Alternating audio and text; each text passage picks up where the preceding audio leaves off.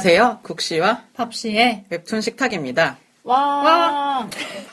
예고해드렸다시피 이번 주에는 데이 작가의 데드데이즈를 다룹니다. 기본 정보부터 얘기를 해드릴게요. 일단 데드데이즈도 네이버에서 연재를 했었고요. 지금은 완결이 되고 유료화도 진행이 된 상태입니다. 연재 시기는 2014년 7월 5일부터 2015년 11월 1일까지 연재를 했습니다. 총 60화로 돼 있고 전부 다 전체 대여를 하면은 9,400원, 회당 대여는 200원씩이에요. 그래서 한 10몇 개 정도가 맛보기로 보실 수 있는 정도입니다.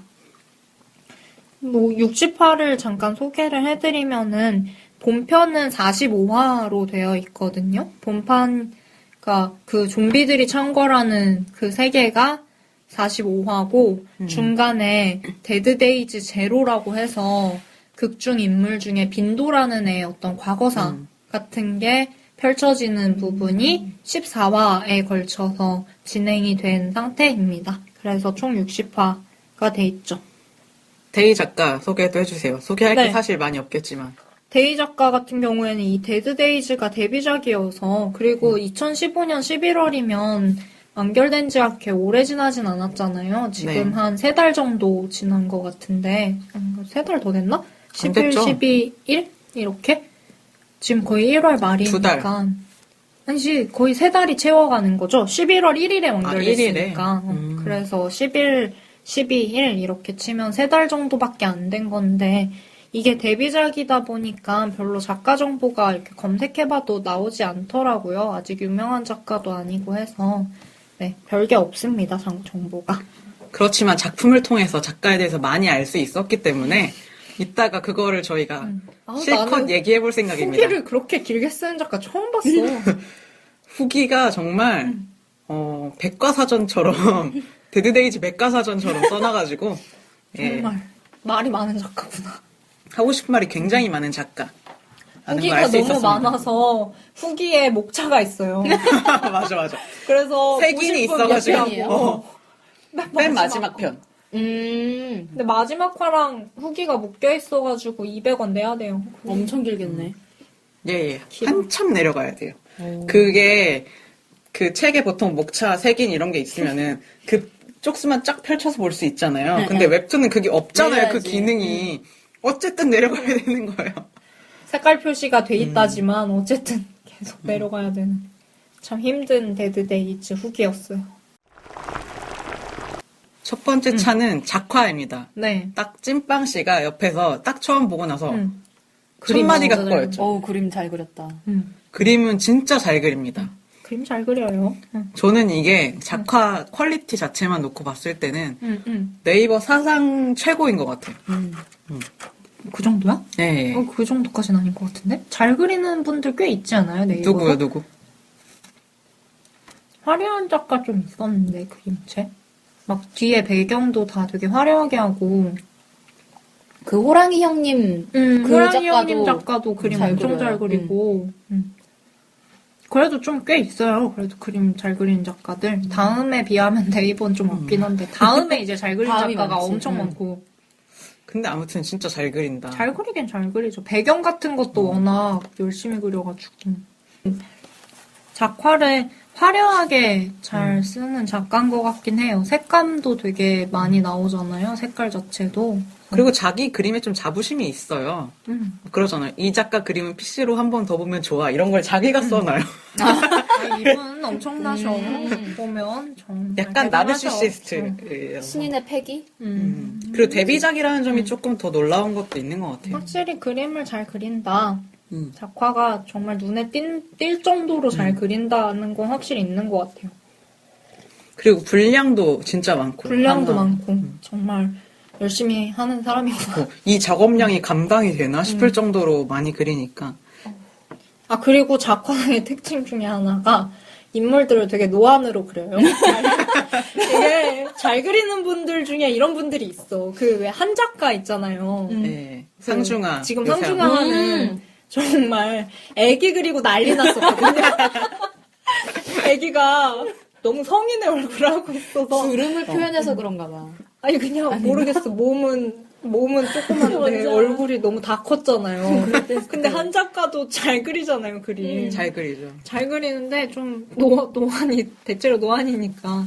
근데 여기도 걔 남자 주인공 임진국 진국이? 걔가 중딩이잖아요. 16살이래요. 네네. 16살이면 중3? 중3. 맞죠? 사실 중3의 얼굴은 딱히 아니라고 저는 생각을 하는데 아무튼 어린 인물을 참 노안으로 그리셨더라. 진국이 같은 경우에는 너무 어리게 그리잖아요. 사실 중3이면은 남자애들이 약간 애기지. 골격이 네. 완성이 안 됐기 때문에 애티가 나거든요. 그럼 애지. 근데 그런 매력이 없어. 아니 뭐 그럴 수는 있는데 좀 이렇게 완전 하는 짓이 애니까 되게 답답하잖아요. 애가 완전 답답해도 임진국 걔도 한 답답해 한 고구마에 진짜 이과장급. 고구마를. 너무 그거 많이 먹는 쓰지 것처럼. 않아요? 맞아. 고구마라고 많이 해. 고구마 100개 먹은 것 같다고. 고구마라고 완전 걔도 좀 고구마 캐릭터인데 음. 근데 그게 애라고 생각하면 이해가 되거든요. 음. 근데 얼굴 때문에 자꾸 애라는 걸 까먹는 거야, 내가 보면서. 완전 성인 같으니까, 느낌이. 조금 노안이더라. 저는 미처 인물들이. 생각하지 못했던 지점이네요. 참 노안으로 잘 그리더라. 그리고 그 활 쏘는 애도 사실은 고등학생 뭐 이런 나이인가 그쵸. 이런데도 그 핑크머리랑 그렇게 크게 나이 차이가 나 보이지 않는. 그 연출도 잘해요. 되게 장면을 되게 맞아. 효과적으로 잘 보여주고 저는 그런 점을 높이 사거든요. 막 내용이 아무리 좋아도 쓰잘데기 없는 장면만 계속 보여주면은 보는 사람 입장에서는 산만해지기만 하고 답이 없는데 연출력이 꽤 괜찮은 것 같다. 데뷔작 치고 이렇게 하는 작가도 정말 흔치 않다. 그림을 또 너무 잘 그려서 화려한 그림 때문에라도 몰입이 되는 게 있는 것 같아요. 맞아요. 완전 실사체로 거의 그리잖아요. 웹툰은 또 시각적인 효과가 중요하다 보니까 왜 막 영화 같은 것도 배우가 얼마나 잘하느냐에 아무리 쓰레기 같은 영화여도 정말 배우가 잘하는 거에 따라서 좌지우지가 많이 되잖아요. 저는 가장 깜짝 놀랐던 영화가 숨바꼭질. 영화 정말 별로거든요. 줄거리 정말 완전 별로고 완전 아무것도 막 이게 제대로 되는 가는 스토리라인이 아무것도 없는데 그거 그 흥행순위에 이름 올렸잖아요. 그 작품. 그게 그거는 소년주 빨인 거지. 소년주가 너무 잘하니까 연기를. 거기에 깜빡 속는 거죠. 안 그래도 무섭겠다. 스토리는 잘 안 들어오겠다. 이러니까 그냥 연기에 속은 게 아닌가. 그래서 이걸 그럼 우리가 작화에 속았다. 이런.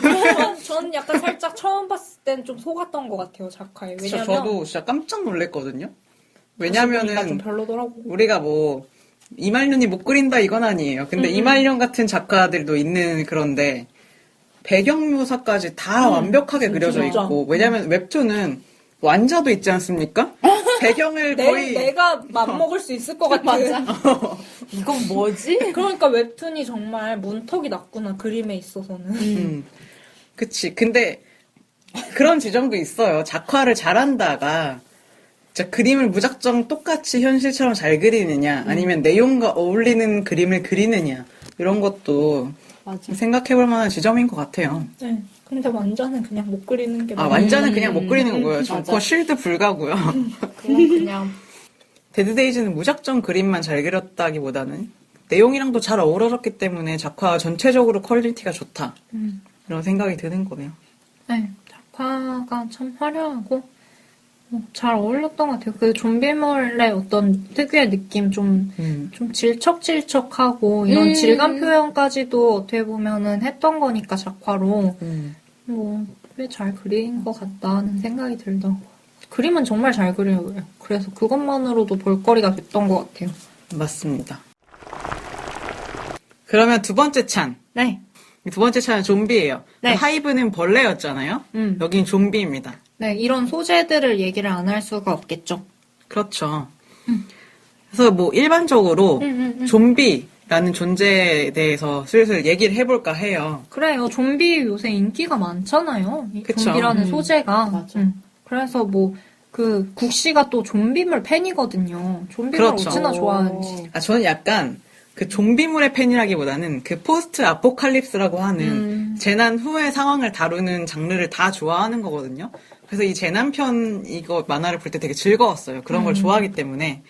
그래서 좀비 좀 얘기를 해보자면 이게 좀비들이 움직이는 시체고 주로 이제 묘사되는 것은 머리를 쏴서 그 뇌를 파괴하면은 완전히 죽는 것으로 묘사되는 경우가 거의 대다수고요. 작품마다 설정이 조금씩 달라요.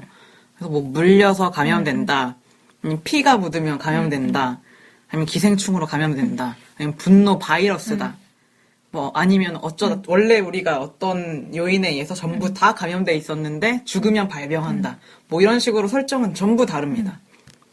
그리고 운동 능력도 되게 살아있는 시체들의 반격 같은 경우에는 느릿느릿해요. 엄청 느려요. 그래서 혼자서도 3마리 정도는 푹푹푹 이렇게 죽일 수 있어요.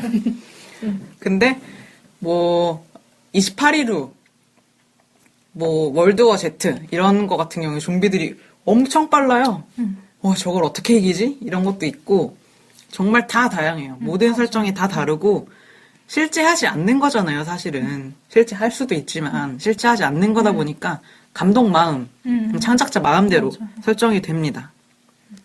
최근에는 어떤 것까지 나왔냐면 사랑하면은 다시 인간으로 돌아오는 진정한 사랑을 하면 인간으로 다시 돌아오는 그런 것까지. 그 원바디스. 원발이 맞아, 니콜라스 맞아. 홀트가 니콜라스 좀비였어. 홀트는 참 그 잘생긴 얼굴 가지고 그 참 매드맥스의 많이 그 해. 맞아. 걔잖아요. 그 이름이 뭐지? 워보이. 맞아, 워보이 맞아. 중에 그 되게 귀엽게 종양 키우고 있는. 정말 나 깜짝 맞아, 놀랐잖아요. 그거 귀여웠어. 귀여워가지고. 매드맥스 그 막 와 뭐 이런 영화인데 혼자 막 정말 꼼찍꼼찍하고 얘 있어. 누구고 쟤 누구야 막 이런 거 너무 귀여워가지고 친절해. 처음엔 니콜라스 홀트인지도 몰랐어. 나는 어디 나왔다는 건지 거의 끝날 때쯤 알았어요. 나는 그 트럭 타고 달려갈 때 알긴 알았는데 처음에는 막 입 벌리고 소리 지를 때는 니콜라스 홀트가 되게 중요한 배역인 걸로 알고 있는데 왜 아직까지 안 나오지? 막 이랬는데 난 처음에 기타 치는 앤가 했지. 중요해 보이니까 나와서 뭐 하니까. 맞아요. 그래 니콜라스 홀트가 나왔던 원바디스. 그렇죠. 그래서 뭐 점점 자극적으로 변해지는 추세는 있어요. 점점 좀비들이 세지고 점점 빨라지고 이런 추세가 있긴 하지만 최근 인기를 끌었던 워킹데드 같은 경우에는 다시 느려요.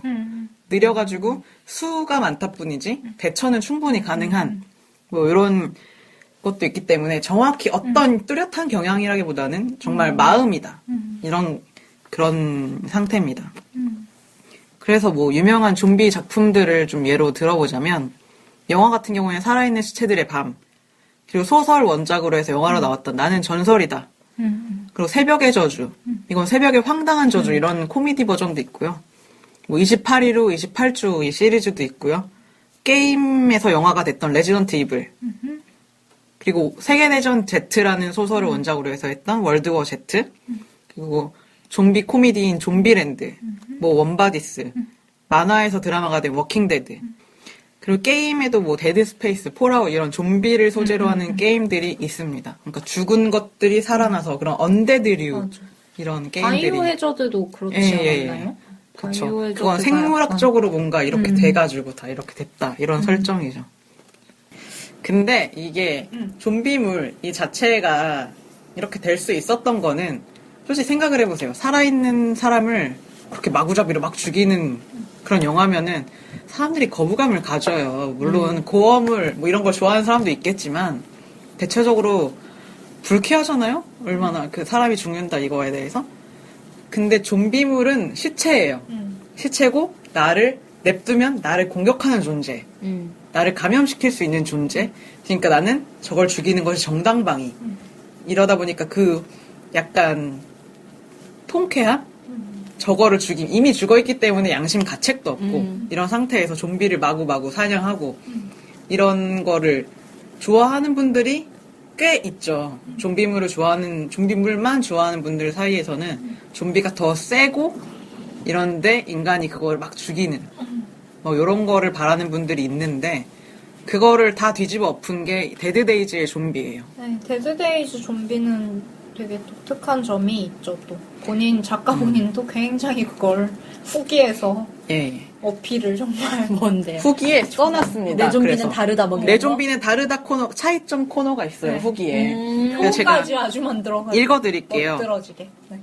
데드데이즈의 좀비는 다른 데는 이미 죽은 사람인데 데드데이즈는 아니다. 그리고 생각이 다른 데는 없다, 생각이 없는데 데드데이즈는 반쯤 세모. 있다, 세모쯤 있다. 물려서 감염되지 않는다. 아, 그래요? 예, 지치지 않는다는 똑같습니다. 잠을 안 자는 것도 똑같아요. 근데 사람만 먹는다가 아니에요. 사람도 먹고 다른 것도 밥도 먹고 뭐 돈도 좋아하고 이런 욕망이 되게 증폭된 그런 존재입니다. 그리고 피를 흘리면 죽는다. 이건 근데 사실 좀비 피 흘리면 죽는 거 아니거든요. 뇌가 아니지. 이거 죽는 건데. 뭔가 불태워서 시체잖아, 죽이잖아. 근데 여기는 피 흘리면 죽는데요. 근데 이거는 이 좀비들 죽는 방식도 진짜 다 다르잖아요. 맞아, 뭐 맞아. 어디는 뭐 머리통이 날아가야 죽고 어디는 대체적으로는 머리통이 날아가면 죽는 맞아. 거예요. 아니면 태워서 죽이던가. 맞아요. 소각 아니면은 뇌. 맞죠. 뭐 이런 건데. 그래서 얘는 설정 자체가 살아있기 때문에 그 실제로 인간의 생명의 유지에 방해되는 걸 하면은 얘도 죽는 겁니다. 그리고 돈을 좋아해요. 그리고 음악을 인식해요. 근데 음악 중에서도 아날로그로 녹음된 현악기 소리. 너무 웃겨. 그게 뭐야? 그러니까 그러니까 디지털 음악 같은 거 있잖아요. MP3 이런 거 안 되고요. 테이프, 카세트 테이프 이런 거? 뭐 그런 건데 그 중에서도 현악기 소리만 돼요. 현악기. 아날로그 음악에 반응하는 거죠. 그래서 음악을 들으면은 점점 차분해지면서 오랜 시간 들으면 정신이 돌아와요. 사람이 된다고 다시? 예, 예, 예. 오. 그래서 치료가 가능한 좀비예요. 되게 신기하다. 그리고 자기만 하는 좀비 죽이는 내용이 아니다. 이렇게 얘기를 하죠. 아주 거의 이광수 나셨어. 자기 새끼들. 그래가지고 이게 조금 생각해볼 만한 지점인 거예요. 우리는 그 전까지는 좀비는 당연히 죽여도 되는 존재였거든요. 맞아. 근데 여기서는 사람이란 말이죠. 어떤 잠시 질병에 걸려있는 상태인 존재 이 정도? 우리가 어떤 사람이 미쳤다고 해서 다 사살하진 않잖아요.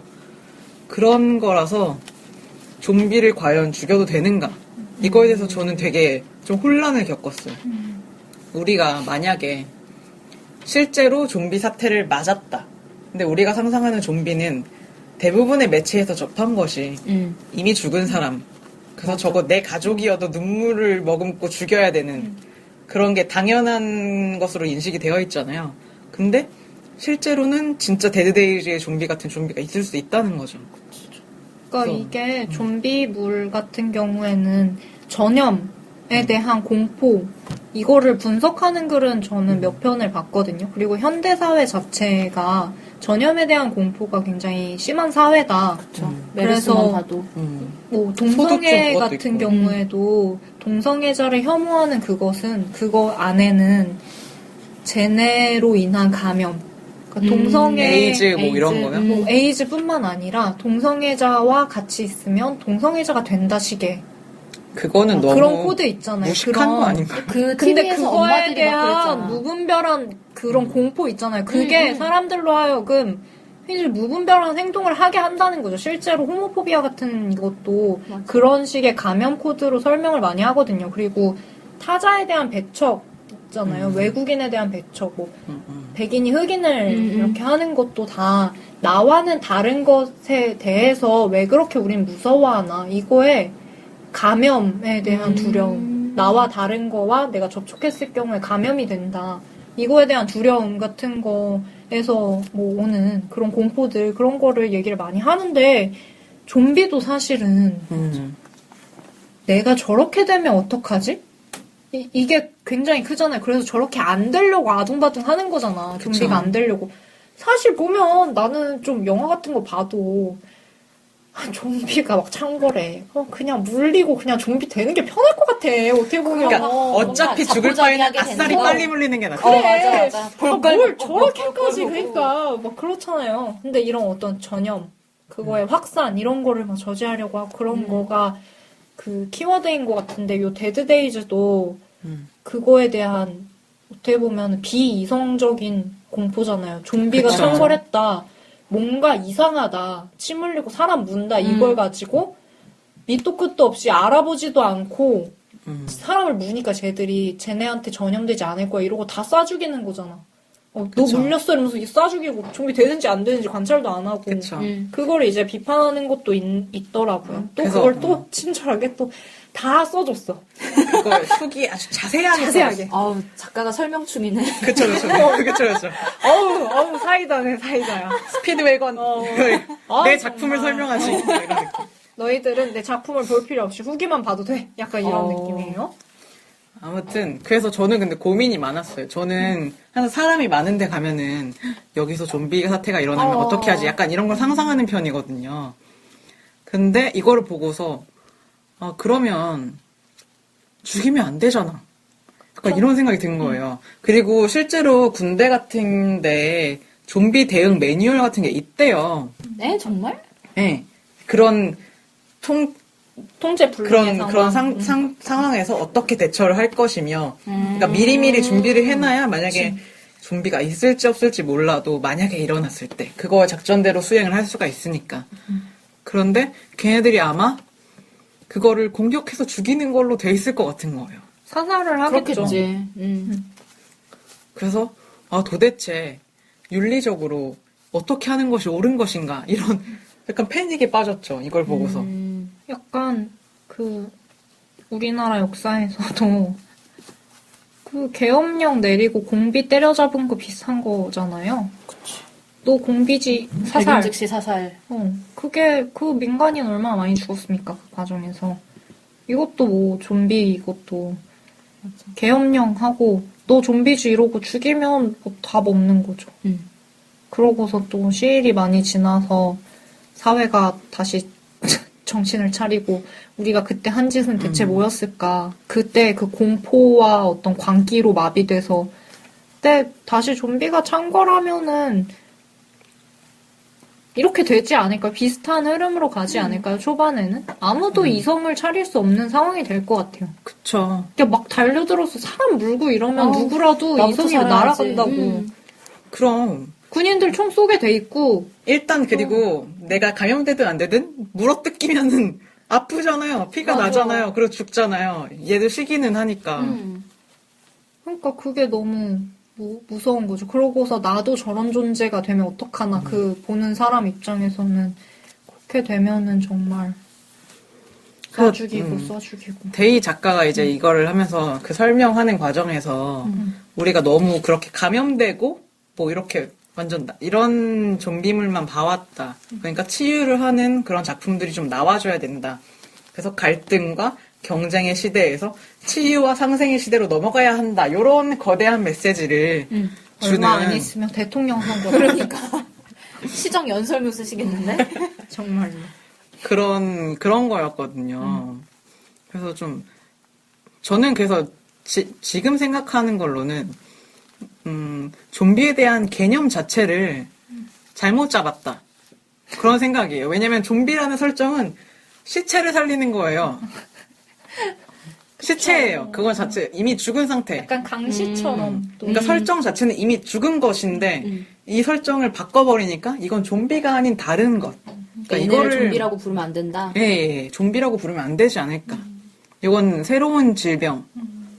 아니, 근데 뭐 사실 되게 그 기존의 좀비랑 유사하니까 증상이나 이런 게 그거는 저는 좀비 자체는 치유가 가능한 좀비다. 이건 재밌는 설정이라고 생각하는 게 우리가 얼마나 그 무서움, 뭔가 공포 같은 걸로 마비가 되면 이런 전염이나 뭐 이런 거에 대해서 공포로 마비가 되면 정말 무분별하게 사람을 죽이고 살아남겠다고 하는 행동들이 굉장히 뭔가 거의 인간이길 포기한 상태에서 다른 사람을 죽이는 거잖아요. 살인 행위를 하게 되는 건데 이런 식의 어떤 광기, 공포로 인한 사회적인 광기?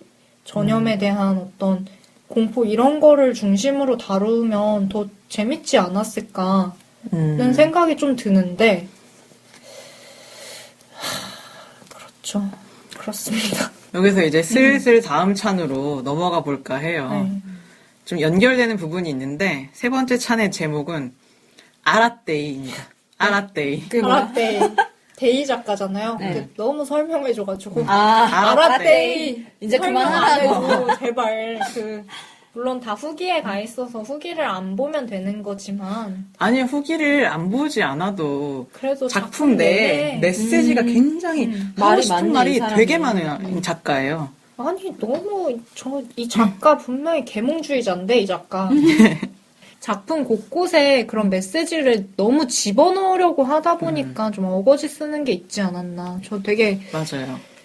좀 그 계몽주의랑 소재주의라고 생각을 하는데 그 좀비 치유가 가능한 좀비라는 설정 그것만 가지고도 이 정도 작화 실력에 이 정도 연출력이면 충분히 그거로 인한 어떤 사회적인 공포와 막 그거 확산 그 뭔가 인간성을 의심하게 하는 인간들의 행동들 생존을 위한 몸부림 이런 걸 충분히 그려낼 수 있었을 것 같은데 자기 그 좀비 기원 안다고 부두교 나오고 이 사람이. IT 좀비는 이렇고 근데 내가 이거 어떻게 변형시켰고 그래 부두교 나오고 그 매스미디어들의 어떤 그 판촉 행사 막 거대 자본을 통한 판촉 행사 막 뿌리고 막 이런 거에 대한 어떤 무분별한 휘둘림 그거에 대한 비판 넣어야 돼가지고 그거 때려박고 그리고 거기에다가 음모론 범정부적이고 거대한 권력을 가진 어떤 비밀 결사대 망토 같은 거 입고 나와 애들도 굉장히 권력을 쥐고 있는 거기에 더해서 정말 황당했던 게 아날로그 음악에 치료 효과가 있다. 왜 그 식물, 디지털 식물. 음악과 그거 있잖아요. 네. 다큐에서도 그 나오잖아. 모차르트 디지털 들어주면 음악들. 잘 자라고. 그래. 맞아. 그리고 무슨 걔 누구지? 걔 아이팟 만든 애 걔 있잖아. 걔. 스티브 잡스. 스티브 잡스는 LP판만 들었다느니 막 이런 얘기도 어. 많잖아요. 그것도 넣어야겠는 거야. 이 작가는. 그래서 무슨 설거지개 같아. 그러니까 이 작가는 초보 연출가들이 제일 많이 하는 실수.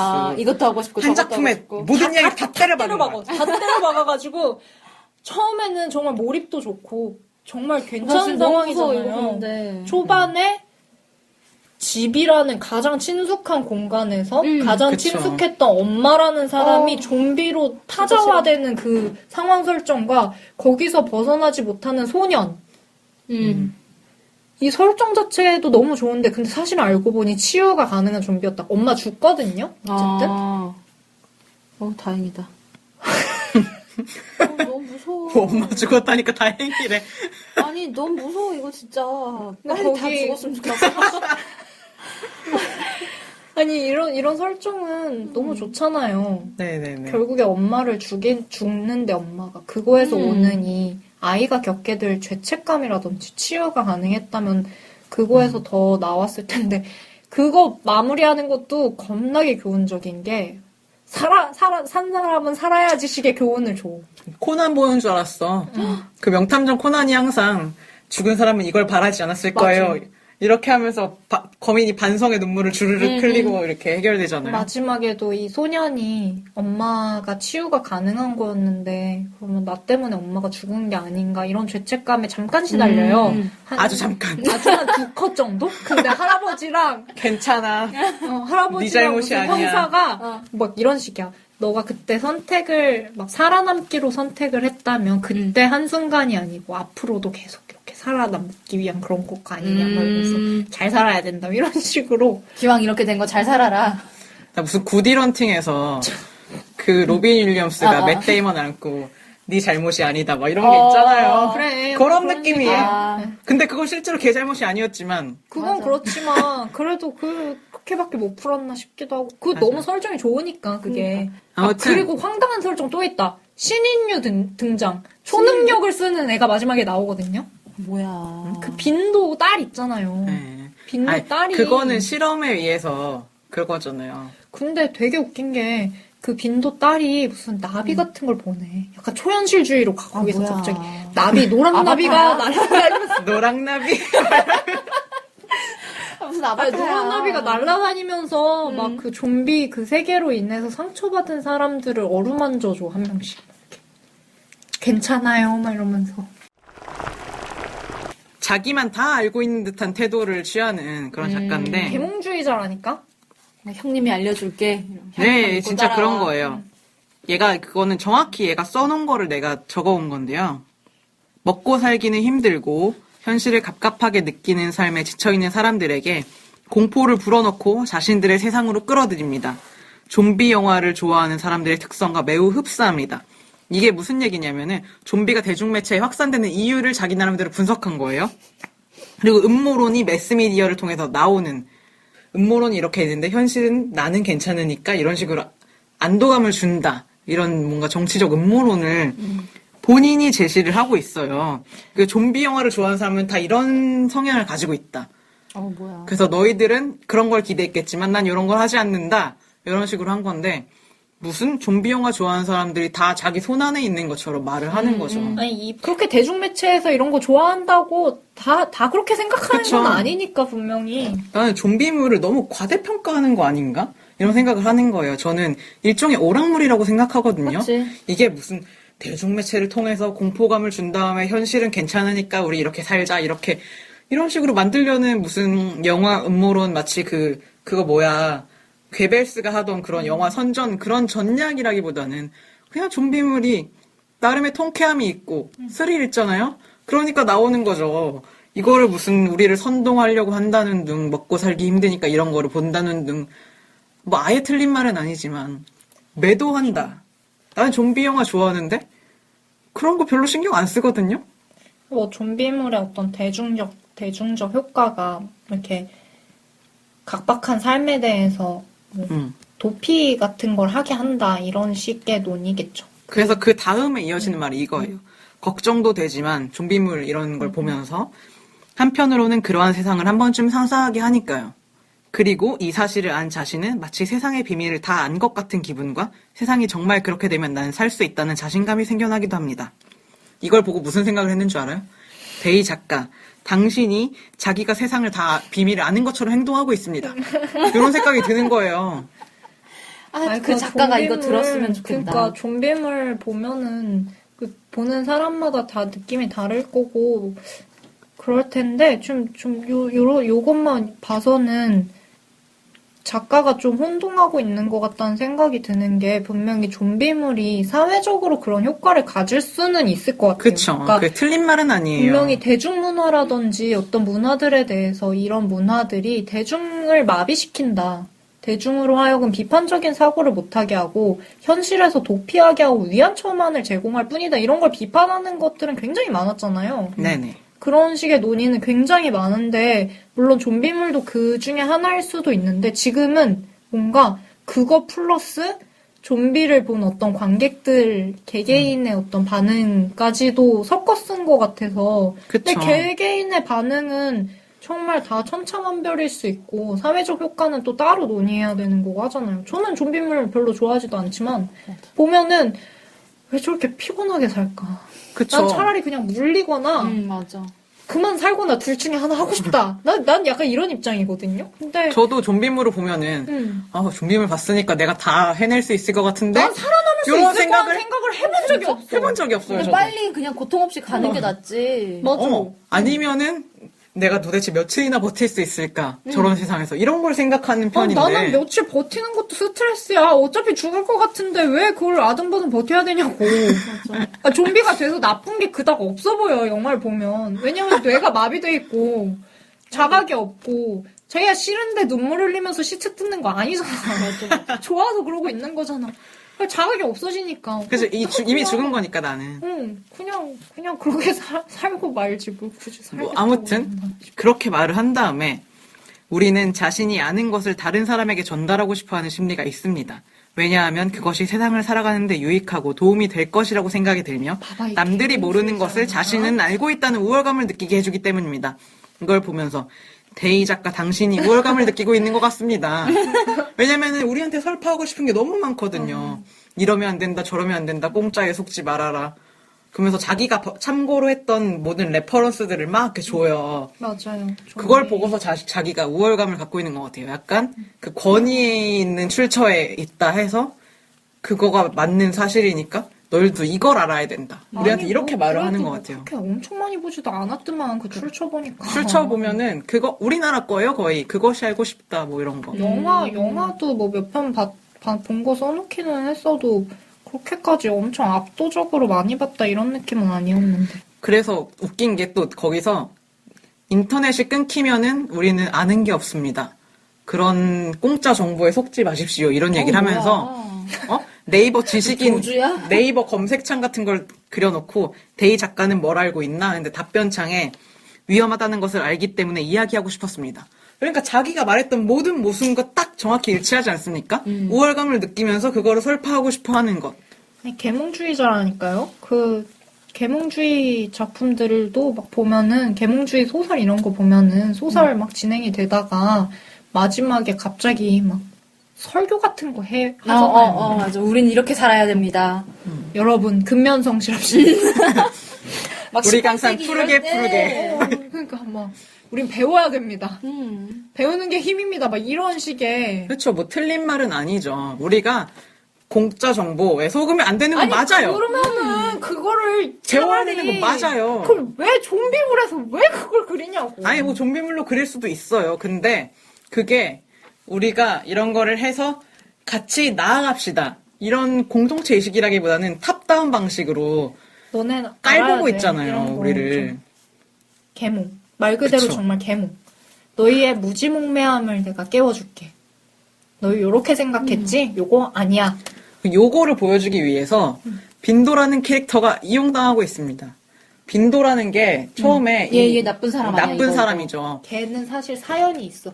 아주 극악무도한 사람인데요. 사연 있겠지. 사연 없는 사람이 그래, 어딨어. 난 정말 다 때려잡고 싶어 이런 식의 논리.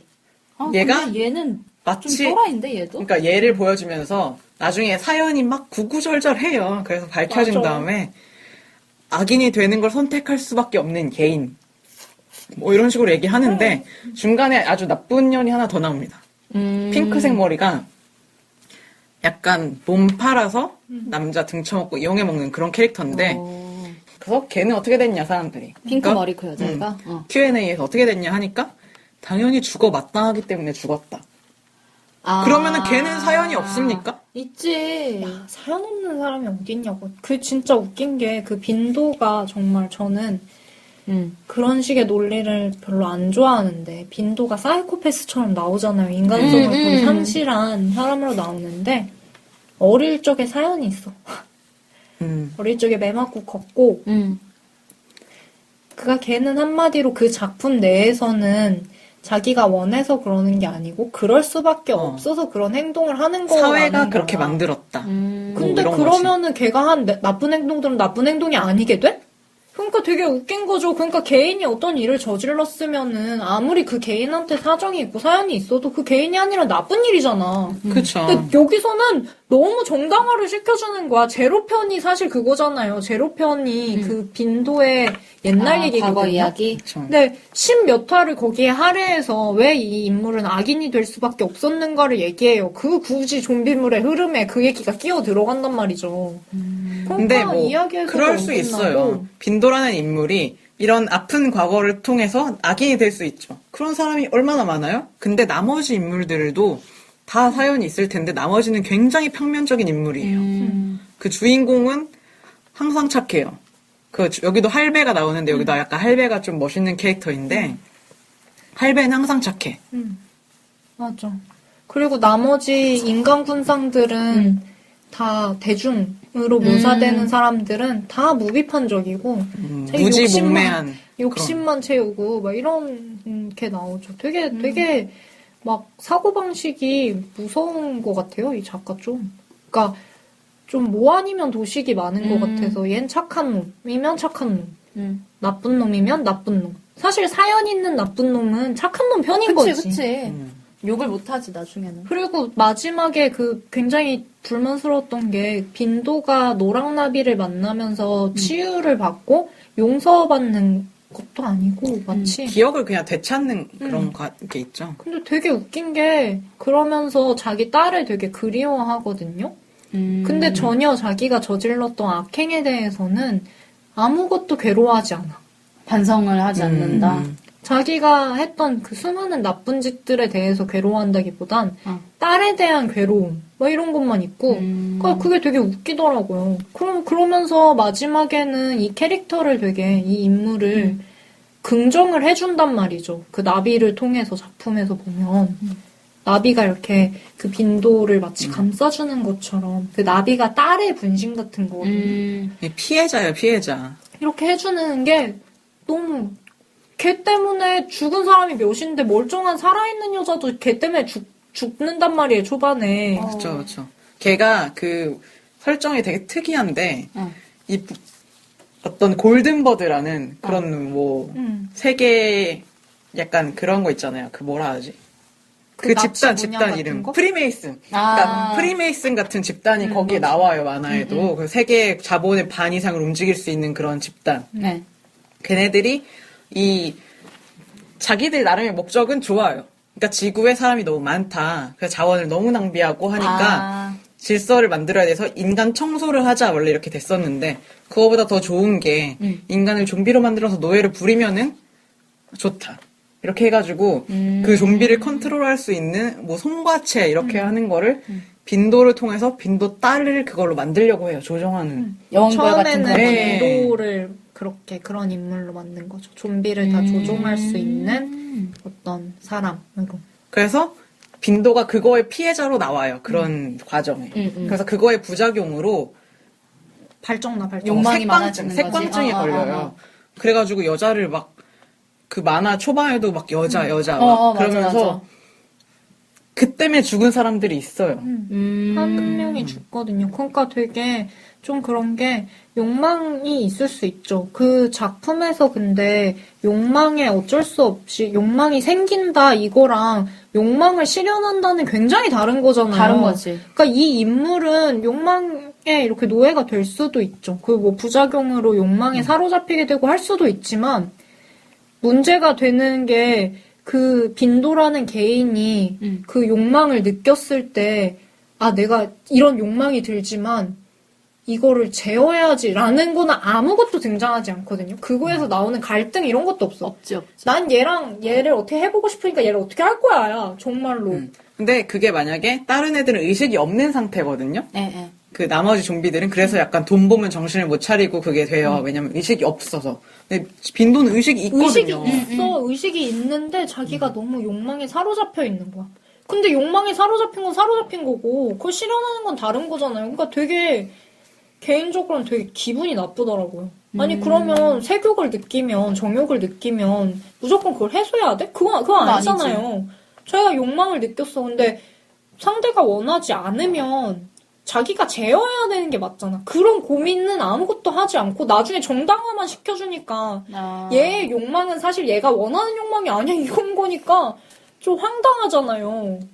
그럼 자기가 원하지 않는 욕망은 막 분출하고 막 해소하려고 시도하고 이래도 된다는 건가? 이 작가는? 약간 이런 생각이. 그리고 그 무서운 딸도 사람이구나. 딸이 각성을 해요 마지막에. 네. 각성을 해가지고 그 마치 매그니토처럼 매그니토가 그거 아세요? 그 엑스맨 3인가에서 철이 없는 감옥에 갇혀요. 모든 게 플라스틱으로만 돼 있는 거기 있는데 그래가지고 그 몸 파란 애 미스틱 걔가 그 간수한테 철분을 주사해준단 말이에요. 철을 잔뜩 그래가지고 매그니토가 그거를 철분을 이용해가지고 얘를 막 팡 하고 터트린 다음에 그 막, 철을 이용해서 네, 막 맞아, 공 맞아. 굴려가지고 다 깨고 나가잖아요.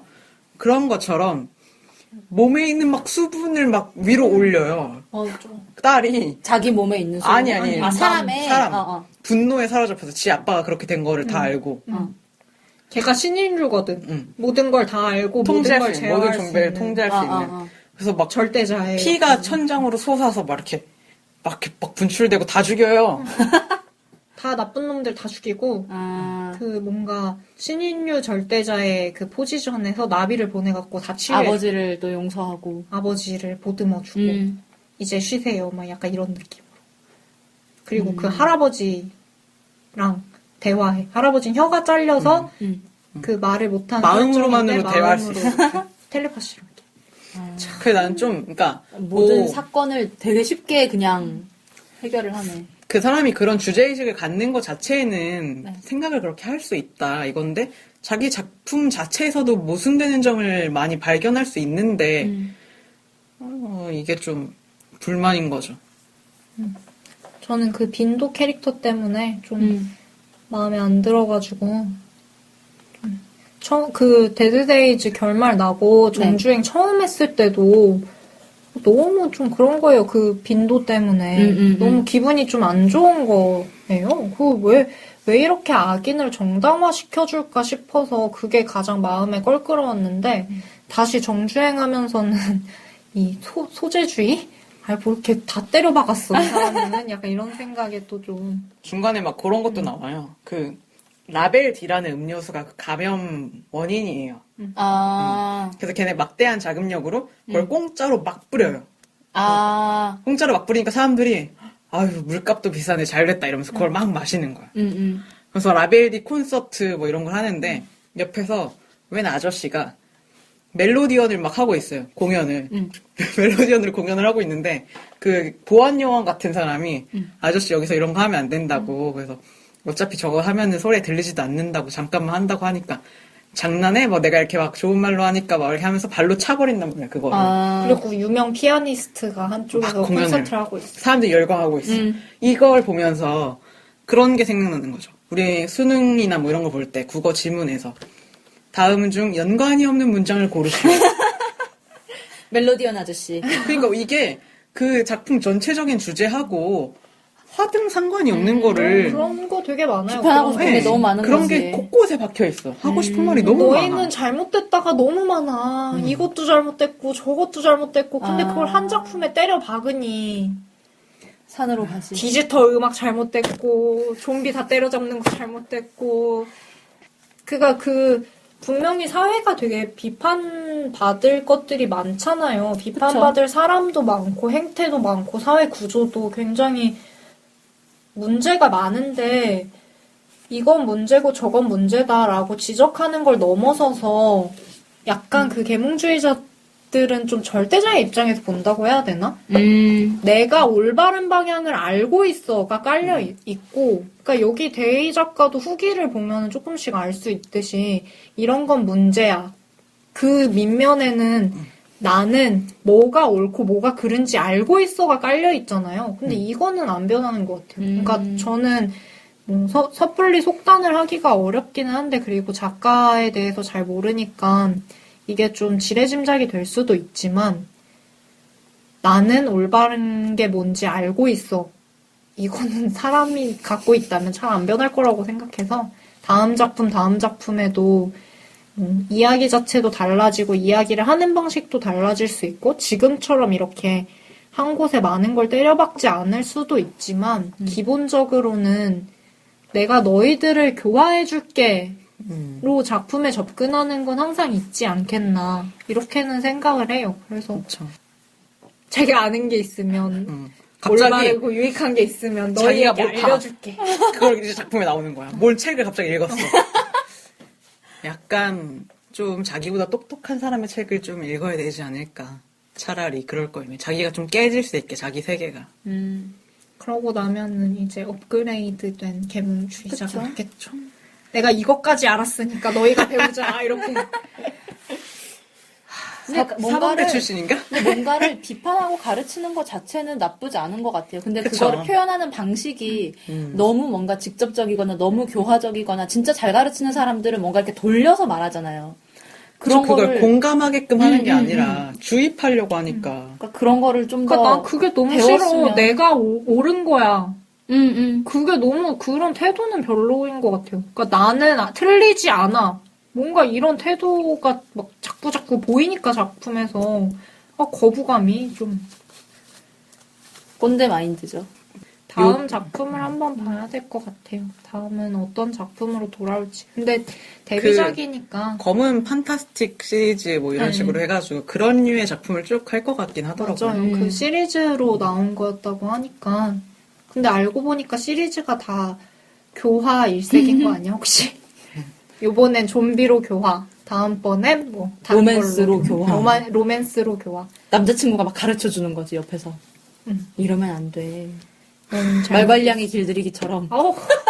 갑자기 막, 너무 싫다. 이러만 해도. 자, 이제 그만 욕하고. 잘못됐다, 이렇게. 우리가 욕을 너무 많이 해가지고 이번엔 사실 한 줄평을 생략하고 재난 대응 매뉴얼 짜기 코너를 네. 재난편을 맞아서 신설해봤습니다. 네.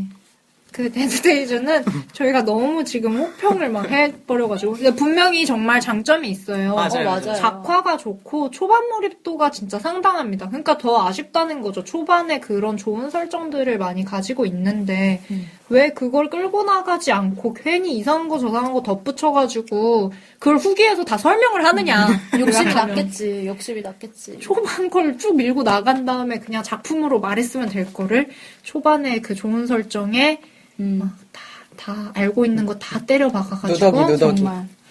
섞어찌게 한 다음에 그거를 또 하나하나 다 후기에서 설명을 해주면서 목차까지 있는 후기를 그렇게 하실 필요가 있었나? 라는 거죠. 하지만 뭐 그래도 수작입니다. 어떻게 보면. 그렇죠. 전 지금 12화까지만 지금 두 분 얘기하실 때 봤는데, 너무 무서워요. 진짜. 집에 못 갈 것 같아, 지금. 하지마. 그 정도입니다. 됐어. 거기까지 딱 잘 봤어요. 좋은 데까지 잘 봤다. 그 빈도가 나타나서 지금 라면 끓여 먹고 있어요, 지금. 아주 좋은 데까지 봤어요. 거기까지 보고 뒷부분은 안 궁금한 보셔도 채로 될것 남겨놓겠습니다. 그래서 재난 대응 매뉴얼 이거에 대해서 저는 그랬죠. 요새 제가 쿠팡 로켓 배송에 한참 빠져 있거든요. 좋아요, 그래서 지금. 쿠팡 물류 창고로 나는 가겠다. 요게 저희가 재난 상황을 막 뭐 좀비가 밖에 창궐하든 벌레가 나오든 지진이나 해일 때문에 막 세상이 무너졌든 어떤 상황, 재난 상황에서 매뉴얼을 한번 짜보자. 어떤 게 가장 생존 가능성이 높겠는가? 이걸 생각을 해본 거죠. 재난이 나면 국시는 쿠팡 물류창고로 간다. 왜냐면 이거 되게 좋은데? 마트 같은 거는 생각하기도 쉽고 이미 다 털려 있을 거예요. 내가 맞아, 봤을 때. 맞아. 그리고 문이 많다고. 문이 많아요. 그리고 그건 마트는 좀 설득도 안 맞아, 돼. 맞아. 진입이 용이해야 되잖아요. 그치, 설계가. 그치. 유리문이 많아. 자동문도 많아. 깨트릴 수가 있어요. 좀비들이 힘이 셉니다. 맞아. 그리고 딱 봐도 크고 뭔가 이렇게 으리으리하니까 공격당하기도 쉽다고. 그 사람들이 많이 와. 맞아. 그리고 사람이 지가 살려면은 안에 사람이 문을 잠궈놓고 있잖아요. 깨고 들어가요, 그쵸. 사람은. 당연하지. 자기 살아야 되니까 일단. 그쵸. 살아야 되니까 어쩔 수 그래서 나는 쿠팡 물류창고를 가서 셔터를 내려버리겠다. 털 내리고 자물쇠 잠그면 셔터 아일랜드가. 거기서 미안합니다. 계속 하시죠. 그럼 디카프리오 오는 거야? 미안합니다. 살쪄서. 입금 전. 내가 쿠팡에 있는 돈 입금해줘야겠어. 뭔가 웃기네요.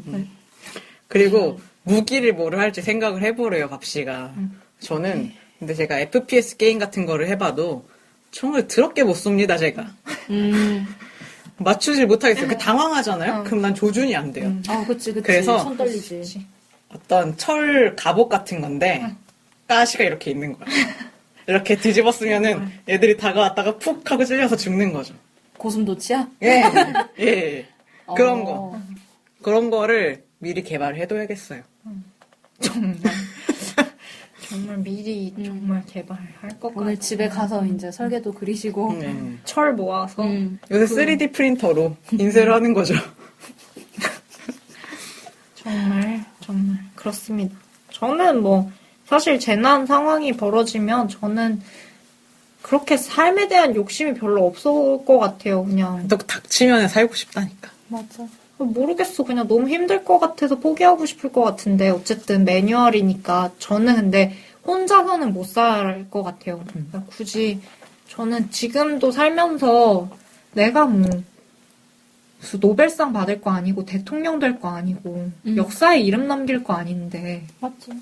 그럴 가능성도 사실 거의 없고 그런데 그러면 왜 그렇게까지 열심히 살아야 되나 이런 생각을 많이 하거든요.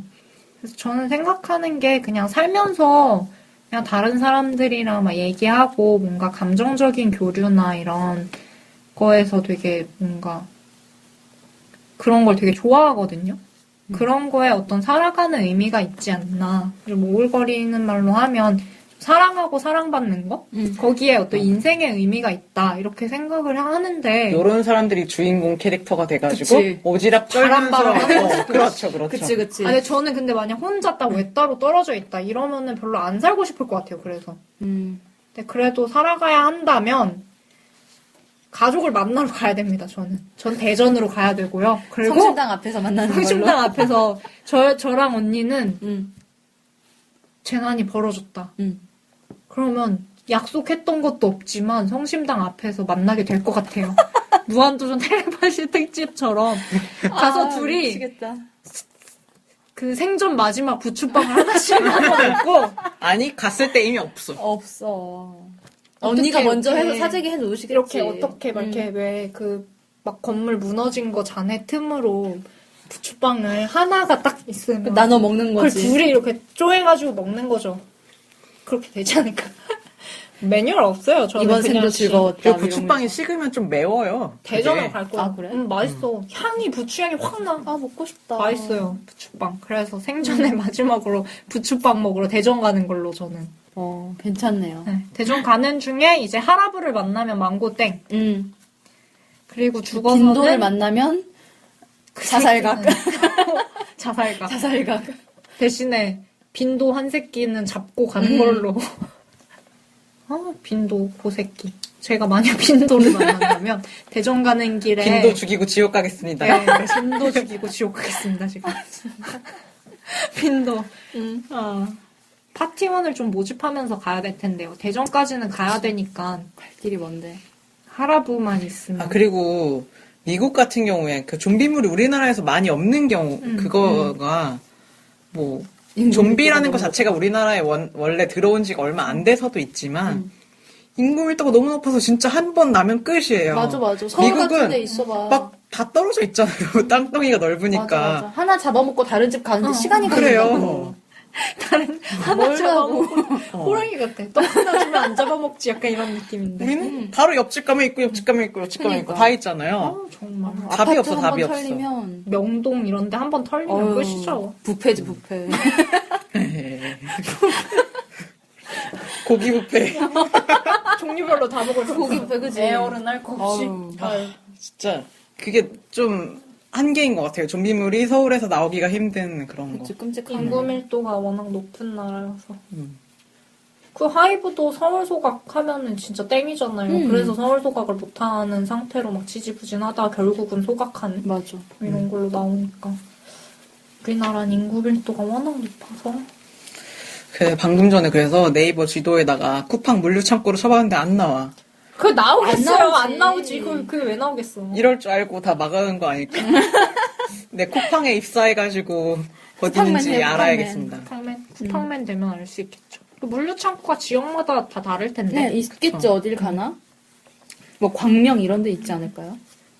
뭐 알아내는 게 그렇게까지 어렵진 않을 것 같긴 한데. 그니까. 응. 아우 무섭네. 오늘 찐빵 무서운 씨는- 얘기를 너무 많이 했어요. 잠 못 잘 것 같아. 잘 잘 거면서. 너무 힘들어. 뭔가 무서워. 우리 고기 먹으러 갈까요? 육회? 육회 먹을까? 저렇게 해맑게 좀비 얘기하면서 무섭다 그러다 어떻게 육회를 먹자는 얘기 할 수가 있어요. 재난대응 매뉴얼 하나 얘기해 주시죠, 진빵씨. 어우 진짜 어떡하지? 나 지금 막 생각을 막 했는데 너무 무서워요. 어떻게 해야 되지? 나는 일단 군부대를 좀 찾아갈 것 같아요. 근데 빈도 같은 애들만 있고. 그러니까 사령부 이런데. 사령부 새끼들도 다 그게 그거고. 에이. 다 도망가 있고. 뭔가 컨트롤 타워 같은 데 들어가면 민간인을 막 그렇게 함부로 해야진 않지 않을까요? 안 우리나라 들여보내시고. 컨트롤 타워 특징은 도망가는 거 아니에요? 재난 나 그러니까 상황에서도. 같이 거기서 도망가는 거지. 그러니까 빼놓고 도망가기 갈게요. 전에만 가기 거기 전에- 꼬리를 하면 그거는 아니죠. 빼놓고 아니죠. 가죠. 왜냐면은 비행기 타고 나갈 건데. 한국. 아니 재난이 벌어지는 순간 알지. 사라져버리는 건가? 딴 나라로 가죠. 아, 봐봐요. 다 그랬잖아요. 6.25 났을 때도. 그쵸. 다 먼저 저는 도망- 서울에 다리 있습니다. 끊고, 다리 끊고 도망가고. 임진왜란때 선조 도망가고. 세월호 선장. 도망의 도망가고. 민족. 갈들이 빨라. 정말 알고 있으면 도망가나 봐요. 그치. 그럼 어떻게 해야 되지 진짜? 그래서 우리나라 말고 외국에는 생존주의라고 해가지고 생존주의자들이 있대요. 그래서 다큐멘터리도 막 나왔잖아요. 몇 달치 물, 통조림 벙커에다가. 집에 보관을 해두는 거예요. 월급을 다 벙커 구축에 때려박아. 근데 그거는 그런 사람들은 아까 말한 것처럼 땅값이 싸고 집값이 싸니까 그러는 그쵸. 거지. 우리는 못해요. 우리 지하실에다가 벙커 구축하려면 그게 한 달에 월세만 얼마인데. 새 돌리는 거지. 음. 그 벙커 구축해두고 비게 두면 안 돼요. 우리나라에서 굴려야 돼. 그치. 회전율을 높여야 되고. 그러니까 그러니까 우리는 할 수가 없는 거잖아요. 그쵸. 벙커 자취방에다가 내가 벙커를 다 구축해놨는데 보증금 올려달래. 지금 방패래. 어떡하냐고. 죽서서 해주는 거지. 위험합니다. 이것이 아이 서울유라는 거. 벙커. 우리 서울에 사는 이상 죽어야 한다. 아, 그치. 어떻게 하면 안 아프게 죽을 수 있을까? 그래서 아무 대응이 없습니까? 뭐 하고 싶은 게 없습니까? 죽기 전에 재난이 딱 벌어지면? 재난이 벌어지면 내가 사는 자취방에서 뭘 할 수 있을지를 막 생각을 해봤거든요? 할 수 있는 게 없어. 일단 라면을 사놓자. 라면 정도는 그치. 사서 놓을 수 있잖아요. 라면? 그리고 재난이 당장 터졌을 때는 식수가 끊기지 않아요. 맞아. 그거를 일단 받아. 물을 받아야지. 물을 받을 수 있는 통을 하나 준비를 해놓자고. 우리가 최소한의 생존을 위해서. 그 있잖아. 정수기통 파란 거. 그거. 그런 거 파란색 하나를 상시 구비를 해놔야겠네. 정말 힘들다. 욕조가 있다면 욕조에 물을 다 받아놔야 돼. 비상시에 그걸 먹어야 되니까. 원룸이라 욕조 없는데. 그리고 뭘 할 그러면? 수 있어. 그리고 무기로 제일 좋은 건 불이 아닐까요? 횃불 같은 거 그리고 있잖아. 좀비가 똑똑똑 하면서 찾아오진 않거든요. 부유한 빌더스. 이박이 203호 좀 203호 저승사자처럼. 똑똑똑 입으로 똑똑똑 좀비요. 그럴 순 없겠죠. 그런 좀비물이 나오면 병마톤으로 가는 거겠죠. 굉장히 예의 바른 좀비. 사대부 좀비. 선비 좀비. 그래서 집안에 가만히 있는 게 일단은 맞아. 안 나가는 게 장땡이에요. 그러면은 차라리 굶어 죽는 게 나아. 진짜. 맞아. 뭐라도 먹겠지. 우리 집에 결로가 잘생기니까 그걸로 물 받아 먹으면 된다고. 창문 핥고 먹으면 된다고. 죽진 않을 거란 말이야. 괜찮죠. 긍정적이네요, 이렇게. 결로의 순기능을 아, 발견했습니다. 그치. 위기시 데려갈 수 있어. 고드름 그 노래 부르면서. 아침 이슬 이런 거 부르면서. 아따, 이거 한번 잡사보란께. 네, 코너입니다. 반갑습니다. 네. 와. 아주 구성진 사투리로 잘 들었습니다. 그래서 이건 네. 추천작 코너예요. 네. 쟁강님 아. 모르시겠지만. 네, 모르시겠지만 추천도 해드리고 이것도 한번 그러네요. 잡숴보시라, 봐보시라. 그 같은 장르의 작품을 추천하는 코너입니다. 저는 3가지 작품을 선정을 해왔어요. 주동근 작가의 지금 우리 학교는, 그리고 하일권 작가의 방과 후 전쟁활동, 그리고 윤인환, 김선희 작가의 심연의 하늘. 이건데요. 지금 우리 학교는 좀비물입니다. 네. 아주 전형적인 학교 내에서 일어나는 좀비물. 그래서 좀 진부한 면이 있지만 딱 깔끔해요, 스토리가. 굉장히 재미있고 거의 네이버에서 최초 정도, 맞아요. 좀비물 최초 좀비물로는 정도. 처음이었던 것 같아요. 그 약간 잔인해요. 그래서 잔인한 거 싫어하시는 분들은 안 보시면 될 것 같고요. 근데 굉장히 깔끔했던 걸로. 스토리 깔끔하고 딱 적당히 끝나고 근데 아주 좋습니다. 유료화되지 않았어요? 유료화 됐습니다. 완결 났습니까? 완결되고 거의 몇 한참 년 됐어요. 한참 무료였다가 최근에 유료화 됐습니다. 그리고 하일권 작가의 방과 후 전쟁 활동은 나 이거 어떤 너무 괴생명체, 구 형태의 괴생명체가 등장을 해서 학생들이 비상해가지고 다 군에 예비군처럼. 동원되죠. 그래서 그런 학생 군대의 그런 이야기. 맞아. 정말 황당한 수능 점수 그걸 수능 보너스. 아, 맞아. 주는 것 때문에 애들이 너희 안 하고 싶으면 안 해도 돼.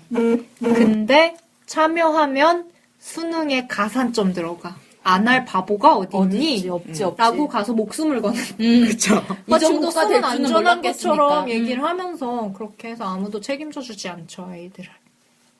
네, 재밌었어요. 하일권 작가가 진짜 스토리도 좋고 그림도 좋고. 근데 저 같은 경우에는 이게 다른 작품에 비해서는 살짝 아쉬운 면이 있다. 이런 건데, 그래도 하일권. 이런 작품이고요. 심연의 하늘은 저는 사실 이거를 좋아하진 않아요. 별로, 너무 어거지다. 좀 이해도 잘 안 된다. 이런 입장인데, 그래도 다양성, 소재의 다양성 차원에서 추천을 드리는 건데, 이거는 핵, 방사능 이게 나오고 싱크홀 이런 걸 다룹니다. 그래서 이 작가도 약간 사회 문제의식 그런 게 조금 있어요. 그 잠실 이렇게 딱 지명을 써줍니다. 오. 왜냐면 그 일대가 약간 싱크홀 생길 수 있다 그쵸. 이런 걸로 말이 많았으니까. 저는 지금 초반에 한 대여섯 개 봤는데, 초반 몰입도가 되게 좋아요. 초반에는 진짜 좋은데 점점 스토리가 이게 참 막 이렇게 되는 거예요. 뒷부분을 안 봐가지고. 근데 초반에는 그것도 스마트 툰이잖아요. 네. 그래서 터치하면 넘어가거든요. 정말 초반 몰입도가 너무 좋아가지고, 터치를 안 할 순 없는데 하면 뭐가 나올지 모르겠어. 그런 거 진짜 너무 싫어. 두근두근 이렇게 기울이면서 올라가는 그런 장면. 맞아. 거기도 초반에는 벌레가 좀- 더 징그러워요. 그 하이브보다. 벌레가 너무 그 벌레는 크지도 않은데 작은데 우리가 싫어하는 거 있잖아. 때로 몰려다니면서 막 기어오르는 사람에게로. 약간 벌레만은 아니에요, 근데. 초반 몰입도는 상당히 좋았던 걸로 저는 기억을 합니다. 그게 근데 그 루프물입니다. 그러니까 루프물이라기보다는 기억을 잃어요. 걔네들이 무슨 어떤 그런 사태가 무슨 실험을 하면서 무슨 완보동물이라고 엄청난 생존 능력, 회복 능력을 가진 동물 그런 거를 실험을 애들한테 줘요. 그 주인공 남녀가 그 실험체 남은 둘인데 그래서 뭐 진짜 완전 무슨 용암 바로 옆을 지나가도 안 죽어요. 좀 말이 안 되잖아. 그냥 타 죽어야 정상이거든요. 그렇게 해서 애들이 근데 그 약의 부작용으로 기억을 잃어요, 자꾸. 그래서 기억을 잃고 다시 깨어나서 둘이 다시 이렇게 하고 다시 기억을 잃고 막 이러면 계속 왔다 갔다 하는. 그래서 스토리가 약간 메멘토처럼 막 섞여 있어요. 어렵네. 얘 죽은 거 아니었나? 뭐지? 뭐 이렇게 돼서 약간 정신없고 저는 비추입니다. 그치만 추천이네. 아니 한번 보시라고. 소재가 이런 것도 있습니다. 또 그림을 잘 그렸어요. 그 그림은 잘 작가들이 그림 잘 그리는 작가들이어서 버닝헬이랑 뭐 그런 거 했던 작가들 팀이어서 저는 초반에는 되게 좋게 봤거든요. 근데 뒷부분을 안 보긴 했는데 뒷부분이 별로라니까 좀 실망스럽네요. 초반 몰입도 때문에 되게 기대를 많이 했었는데. 역시. 네. 그리고 저의 추천작은 레진 코믹스의 유쾌한 왕따입니다. 김숙용 작가의 그 유쾌한 왕따는 지금 1부는 다 끝이 났고 2부는 유쾌한 왕따이긴 한데 유쾌한 이웃 이렇게 해서 진행이 되고 있어요. 그래서 이거는 사실 1부 같은 경우에는 이걸 재난물이라고 해야 될까 싶기는 한데 어떤 설정이냐면 왕따를 당하고 있는 학교의 어떤 일면이 나오고 그 다음에 애들이 지하실 청소를 하는데 갑자기 건물이 무너져요. 건물이 무너져서 그 지하 공간에 반 아이들이 갇히게 된 거죠. 왕따가 있고 누구는 괴롭히는 애들이 있고 이런 상태에서 갇히게 돼서 생존이라는 어떤 목표를 위해 애들이 같이 뭔가를 해야 되는 상황인 건데 그 상황에서 벌어지는 어떤 학교 사회, 학생 사회, 그 소규모 사회에서의 어떤 그런 인간의 모습, 인간상? 그런 걸 그려내는 데 집중을 하고 있는 작품이고 그렇게 해서 어떻게 2명의 학생이 살아서 올라오는데 그 건물만 무너진 게 아니고 모든 세계가 멸망한 거예요? 거의 다 무너져 버린 거예요, 한꺼번에. 그런 와중에 살아남은 생존자들이 어떤 모습을 보이는가가 이제 2부에서 연재가 되고 있는 거죠. 그러니까 저는 이걸 추천하는 게 이것도 굉장히 수작인데 추천을 하는 게 저희가 하이브랑 데드데이즈를 하지 않았습니까? 네. 그러니까 이런 식의 재난물들을 보면 이런 재난물들은 초점이 어떻게에 맞춰져 있다고 해야 되나요? 그러니까 어떻게 이런 재난이 벌어졌으며 이 상황에서 어떻게 살아남을 것인가를 주된 이야기의 테마로 그런 것들 살아남는 과정과 어떤 멸망이나 혹은 재난에 대한 원인 추적 같은 거를 담고 있는데 비해서 유쾌한 왕따는 진짜 포스트 아포칼립 네. 그거에 정말 초점이 맞춰져서 재난 이후에 적응을 하는데 그 상황에서 사람들이 어떤 모습을 보이는가, 어떤 사람이 어떤 모습을 보이고 그런 과정에서 서로 어떤 관계를 이루는가에 이거에 철저히 초점이 맞춰져 있거든요. 그래서 이제 스토리라인 같은 거는 별게 없어요. 무너진 공간에 학생들이 갇혀있다. 누구는 왕따를 당했고 누구는 가해자였다. 누구는 모른 척하는 애들이었다. 뭐 그런 설정만 있을 뿐이지 그 다음에 이야기 같은 경우에는 갇혔다가 나간다. 이 정도일 뿐인데 그 과정에서 누가 어떤 모습을 보이는가를 정말 작가가 열심히 그려내지 않았나. 생각을 많이 하고 그리지 않았나. 재밌더라고요. 그리고 왕따가 있는 상황에서 그렇게 다 갇혔을 때 왕따 피해자였던 애가 무섭겠다, 진짜. 정신을 잃었다가 깨. 그리고 자기네 상황을 자각을 하는 거야. 생존자도 있고 죽은 애들도 있잖아. 생존자 틈에서 가해자를 찾는 거야. 없는 걸 알고 안도해. 안도하지. 재난 상황인데 오히려 애한테는 좋은 건 거. 그런 식의 어떤 표현. 그리고 반장이었던 애가 좀 막 광기에 사로잡혀서 애가 너희들은 다 내 지시만 따라 이러면서 약간 폭군처럼 군림하고 막 정말 그 무시무시한 학생들, 어린 학생들의 이런 거친 모습들이 막 등장한달까? 그 소설 같아요. 뭐지? 옛날 소설. 조지 오웰인가? 아니, 파리대왕. 파리대왕. 좀 그런 느낌이다. 네, 좀 맞아. 비슷한 것 같기도 하네요. 그래서 그 이후에 이제 유쾌한 이웃으로 넘어가면은 세계가 좀 확장되니까 그 아파트가 2동만 무너지는 와중에 2동이 살아남거든요. 그 와중에 이제 거기서 권력놀이 하는 사람이 생기는 있겠죠. 거죠. 그치. 어쩔 수 없지. 그 사람들이 또 다른 집단이 있어요. 그 권력놀이 하는 집단은 흔히 재난물에서 보는 그런 거 있잖아요.